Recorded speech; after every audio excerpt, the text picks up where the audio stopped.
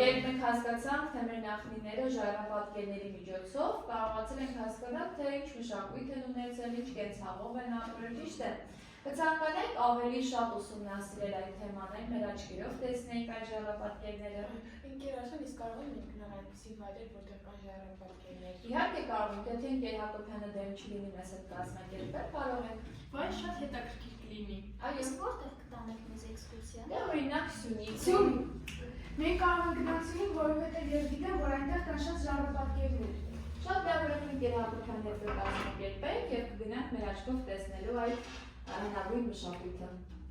Այո, ձեզ երեխաներ։ Այո, ձեզ։ Նստեք տեղավորների։ Նախորդ շրջանվա հետ կապված մենք խոսում ենք ժայռապատկերների մասին, չհասցրեցինք ամբողջությամբ ուսանողներ, երեխաներ։ Հիմա ես ուզում եմ հարցնել ձեզ, ունեք արդյոք հարց կամ ասելիք ժայռապատկերների հետ կապված։ Անվճարեք Սյունիք Ուխտասարի ժայռապատկերները դիտելու համար։ Այո, երեխաներ, ինչու՞ չէ։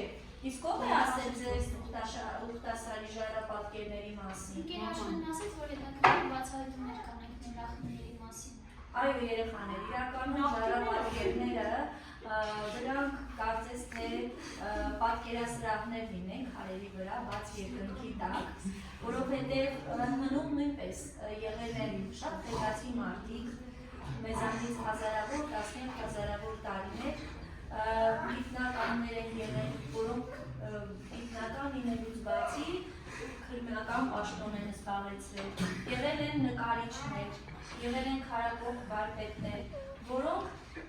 քարերի վրա փորագրել են համաստեղծությունների աստղեր, փորագրել են տարբեր լուսնային օրացույցներ, կենդանիների պատկերներ եւ կար նաեւ ժայռապատկերների վրա մեզանից հազարավոր տարիներ առաջ հայկական լեռնաշխարհում ապրող մարդու կենցաղը, սովորույթները, բարքերը, այդ ամբողջը մենք կարող ենք տեսնել այդ քարակող պատկերների վրա։ Իսկ ինչու հենց Ուխտասար պատահական չի ասել Ընկերաշխենը, որովհետև Ուխտասարում այդ փոքրիկ տարածքում կան հազարավոր այսպիսի ժայռապատկերներ։ Առհասարակ ժայռապատկերները սփռված են հայկական լեռնաշխարհի բոլոր վայրերում, բայց հատկապես Ուխտասարում դրանք մեծ քանակությամբ են եւ ձեր աչքը միանգամից կզարնի հազարավոր այսպիսի պատկերների, որոնք փորագրված են ժայռերի քարերի վրա։ Այսքանը։ Ժայռապատկերների ուսումնասիրության հետազոտման հարցում մեզ շատ օգնեց Հնագիտության ինստիտուտի գիտաշխատող Աննա Խեչոյանը, որը անցամբ եղել էր անգլիացիների հետ ուրեմն Ուխտասարում եւ կատարել էր պեղումներ, սակայն այսօր Ուխտասարը ահի ադրբեջանական սահմանային գիծ է եւ գործնականում հնարավոր չեղավ այնտեղ կատարել դիտարկումներ, ուստի մենք Սյունիքում այլ վայրերում եղանք եւ փորձեցինք այլ վայրերի ուրեմն ժայռապատկերները բացահայտել։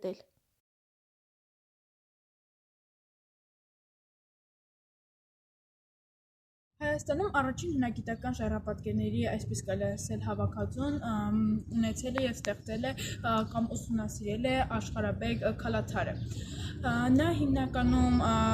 ուսումնասիրել է 20-ական թվականների հայկական ժայռապատկերները։ Նա իր կյանքի մեծ փուլ է անցել, որպեսզի կարողանա դրանք հավաքել եւ ստանալ մեկ ամբողջ փուլ։ Եվ ցավոք այդ ամբողջը հավաքելով մեզ է հասել ընդհանրապես Մատենադարանի շատ քիչ արխիվային մաս, նաև շատ մեծ հետազոտություններ են կատարվել նրա կողմից եւ հենց նրա կողմից են բացահայտվել հին հնագիտական ժայռապատկերների հմտության գաղտնիքները։ Հայաստանի ժայռապատկերների մի առանձնահատկությունն այն է, որ գունավոր նկարներ գրեթե չկան։ Չնայած գտնվել են մի քանի նկարներ, որոնց հետքերը մեզ ցույց են տալիս, որ նախկինում նկարները ներքվել են հանքային գույներով, օրինակ օխրայով, իսկ ամբողջական գունավոր նկարներ չեն պահպանվել։ Այսպիսով, քայլ դարից հետո, երբ մարդիկ սկսեցին զբաղվել անասնապահությամբ եւ հողագործությամբ, արվեստն ավելի զարգացավ եւ ավելի զարգացավ նաեւ գույները, առաջանցան ավելի շատ գույներ, դեղին, կապույտ եւ այլն, եւ այն դարձավ ավելի տարբեր եւ հետաքրքիր։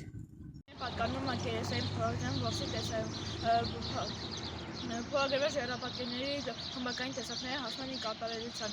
Դա գերազանցում է պալեոլիթիկ գլուկոտոսների ի հայտ եկալի մինորգից կոմպոզիցիոնը բազմաֆիգուրը։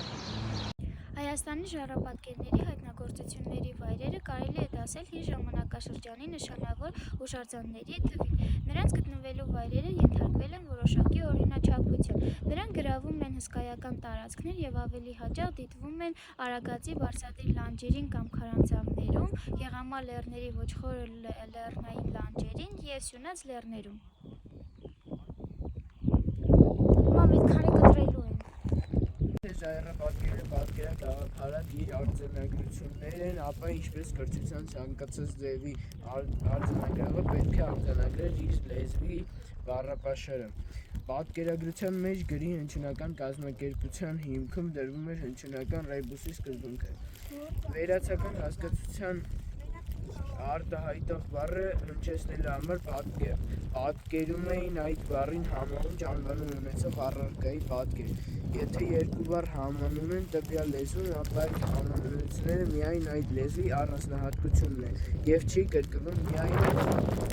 օրինակ անգլերեն բառը միաժամանակ նշանակում է ցանել և խոսք, կամ you, դու, դուք, կամ իվի ոչխար բառերի հնչողությունը բացարձակ նույնական է, և այս բառերը համահունչ են միայն անգլերենում։ Եթե ժայռապատկերներ նկարող անգլիախոս լիներ, ապա նա դու դերանունը հնչեցնելու համար պիտի նկարեր ոչխար։ Պատմական Հայաստանի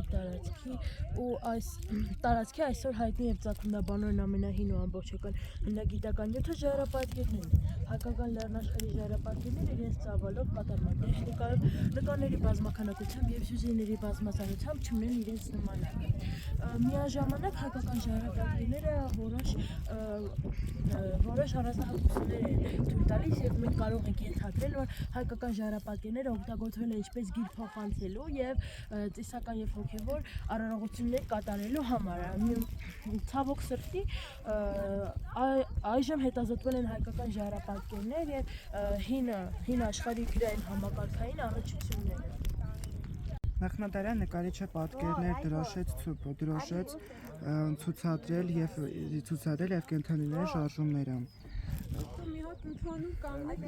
Բանավորությունը որսալու և արտահայտության մեջ հաճախ այծի մարմինը պատկերված է իրար միացված եռանկյունների ձևով, որը տալիս է ծավալային արտահայտություն և միաժամանակ պատկերում նրա շարժումը։ Չափազանց ուժգրավ են նաև այծի եղջերուները ու պոչը մի կամարով միացված պատկերները, որոնց նույնպես կարող են դիտվել որպես նկարիչ ոճական հանրամուտության դրսևորություններով։ Պատկերները վաղ ժամանակաշրջանում օժտված են 3 գծերով, որոնք աստիճանաբար կորցնելով իրենց տեսքը ստանում են երկրաչափական ֆիգուրաների տեսքեր։ Մինչև այսօր անհայտ է ժայռապատկերների տարիքն ու ծագման առեղծվածը։ Այս խնդիրը այսօր վերջնականապես լուծված համարել չի կարելի, չնայած որ նախնադարյան մարդու կյանքի պատմությունը լուսաբանելու համար ժայռապատկերները պակաս կարևոր չեն։ Հայաստանում ժայռապատկերների հայտնաբերվել են ոչ մի սիմվոլ, այլ Արագածի լանջերին, Եղամա լեռների տարբեր վայրերում։ Ծագման նախնական փուլում, երբ դեռ չկային գրել և գիր գաղափարները, մարդիկ գրելու գործողությունը պետք է ցույց տային ինչ-որ տարբեր պատկերներ շարժելով, խազելով, ինչպես այստեղ օրինակ խազելով, գծելով և այլ միջոցներով։ Պետք է ենթադրել, որ շումերերեն SR և եգիպտերեն SR և ZR բառերը հենց սկզբնականից իմաստով նշանակել են շարել կամ սարել բառերը։ Նաև ժայռապատկերների վրա շատ վերացական նշաններ կան, որոնք շատ հայտնի են Ուխտասարում, որոնք հենց թվով 200 են։ Դեռևս 19-րդ դարի վերջերին եւ 20-րդ դարերի սկզբերին կարծիքներ են հայտնվել, թե շումերական եւ եգիպտական քաղաքակրթություն ստեղծողները Հայաստանի լեռնաշխարհի բնիկներն են։ Նախկինում պատշաճ ուշադրության չարժանացած այս տեսակետը ներկայումս ունի պատմական անհերքելի հիմնավորումներ։ Վերջին մի քանի տասնյակների Հայաստանի պատմական տարածքում կատարած պեղումների արդյունքները ապացուցում են, որ Եփրատ եւ Տիգրիս գետերի վերին հոսանքներում Քրիստոսից առաջ 12-ից 7-րդ հազարամյակներում գոյություն է ունեցել զարգացած երկրագործությունը յուրացրած եւ տաճարների կառուցվող միասնական մշակույթ։ Սակայն ժայռապատկերները հաստատապես ու առաջնահերթ գրային համակարգ է ընկալվել հայ ժողովրդի կողմից, եւ այդ ընկալմանը համապատասխան տրվել է Իծագիր բնութագիրը։ Առաջին հայացքից կարող է թվալ, թե Իծագիր անվանումը տրվել է միայն այն պարզ պատճառով, որ ժայռապատկերների մեջ մեծ թիվ են պատկերում այծերի պատկերները։ Ի դեպ, գիտնականների կողմից հենց այդպես է մեկնաբանվել Իծագիր անվանումը։ Իրականում Իծագիր անվանումը գալիս է անհիշելի ժամանակներից, երբ փորագրում էին ժայռապատկերները, երբ նոր էր ձևավորվում գիրը Իծագիր անվանման պատճառներից հիմնականն այն էր, որ այծ եւ նախնական գիր հասկացություններն ունեցել են համահունչ անվանումներ։ Այդ համահունչ անվանումների յութերը առկա են հայերենում, շումերենում եւ եգիպտերենում։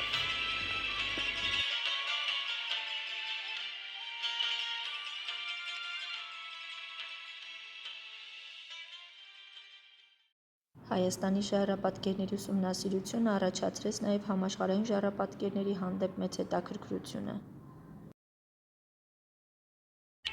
Էլ Կաստիլիոյի քարանձավը գտնվում է Իսպանիայի Կանտաբրիա մարզի Պուենտե Վիեսկո քաղաքից ոչ հեռու, Մոնտե Կաստիլիո քարանձավների համալիրում։ Այն համարվում է աշխարհի ամենահին քարանձավային արվեստի վայրերից մեկը, իր մոտ 40,800 տարի առաջ թվագրվող կարմիր կետավոր դիսկով։ Քարանձավը հայտնաբերվել է 1903 թվականին իսպանացի հնագետ Էրմիլիո Ալկադե դել Ռիոյի կողմից։ Նա հայտնաբերել է բազմաթիվ պատկերներ կատարված ածխածնով եւ կարմիր օխրայով, քարանձավի պատերին ու առաստաղներին։ Այս պատկերները ընդգծում են ավելի քան 150 դրվագ, ներառելով եղջերուների, ձիերի, բրոնզների, մամոնտների եւ նույնիսկ շների պատկերներ։ Նշաններ կան նաեւ ձեռքի տպերի եւ տարբեր խորհրդանիշների։ Քարանձավի պատերին հայտնաբերված արվեստի շերտերը պատկանում են տարբեր ժամանակաշրջանների, ներառելով ստորին պալեոլիթի, միջին պալեոլիթի, վերին պալեոլիթի եւ բրոնզեդարյան շրջանները։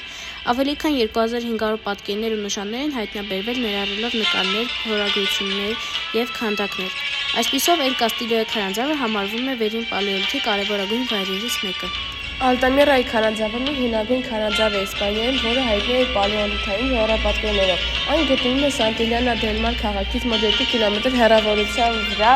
Կանտաբրիա տարածաշրջանում։ Քարանձավը բացահայտվել է 1860 թվականին, իսկ նրա արվեստը 1879 թվականին Մարսելինո Սանս դե Սաուտոլիոյի եւ նրա աղջկա կողմից։ Պատկերները թվագրվում են 36,000 տարի առաջ, վերին պալեոլիթ, հիմնականում Մազդալենյան եւ Սոլուտրե ժամանակաշրջաններ։ 1985 թվականին քարանձավը ներառվել է ՅՈՒՆԵՍԿՕ-ի համաշխարհային ժառանգության ցանկում որպես իբերիական թերակղզու քարանձավային արվեստի մաս։ Ալտամիրայի նկարիչները կիրառել են լուսանկարչական յուրահատուկ տեխնիկա, օգտագործելով քարանձավի բնական ուռուցիկությունները կենդանիներին ավելի եռաչափ տեսք տալու համար։ Քանի որ որմնանկարները ժամանակի ընթացքում վնասվում էին, քարանձավը 2002 թվականին փակվել է հանրության համար, սակայն կա բացված օրինակ կրկնօրինակ Նեո Ալտամիրա թանգարանում, որտեղ այցելուները կարող են տեսնել նույն նկարների պատճենները։ Ֆրանսիայի հայտնի ժայռապատկերներից է Վալե դե Մերվելիեսը, որը թվարկում է մինչ բրոնզե դարաշրջանը։ Այնտեղ կան ավելի քան 30,000 ժայռապատկերներ, որոնք հիմնականում քարերի եւ ժայռերի վրա են։ Պատկերներից են զենքեր, կենդանիներ, մարդիկ, երկրաչափական պատկերներ։ Սա Եվրոպայում փորաքանդակների ամենամեծ կուտակումներից մեկն է։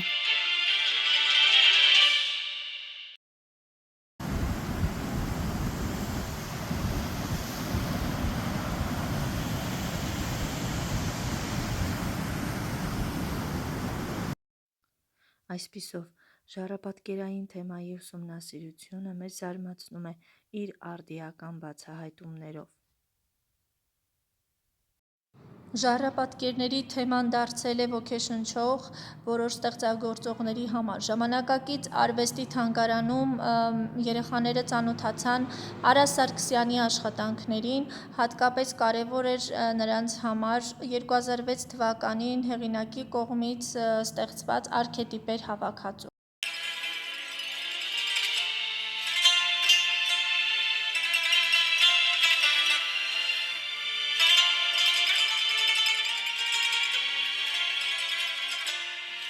Ժառապատկերների թեման իր ստեղծագործությունների մեջ օգտագործել է նաև մեր